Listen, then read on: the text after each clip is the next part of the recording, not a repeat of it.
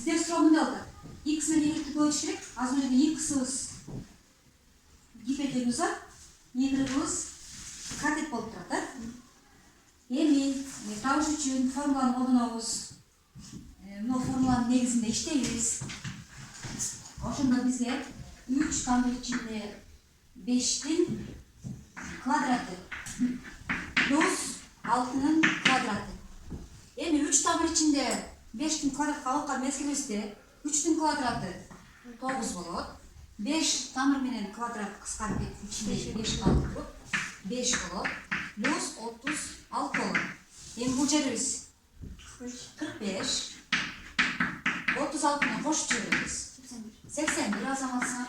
81ден 9 деген тамыр чыгат. Демек, карагыла. Мынабыз x квадрат барабар 81 болгондо x барабар 9 чыгат. Демек, бул жерибиз 9 экенин билдик. X барабар 9 экенин билдик. Эми бул жерде x менен 15-ибиз белгилүү. Y-ты табыш үчүн эми бизге 15-ибиз эмне болуп гипотенуз болуп турат да.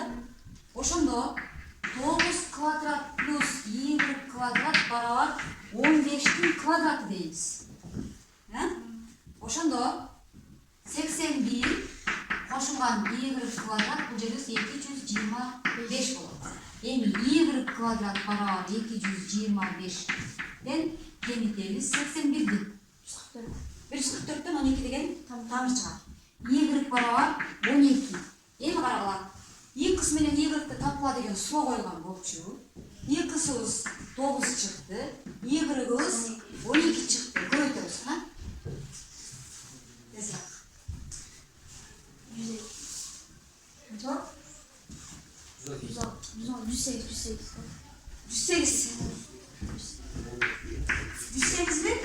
108 деген вариантыбыз быйда тур. Оңойлой экен? Оңойлой. Мындай карап оңойлой тезирээк турганбыз.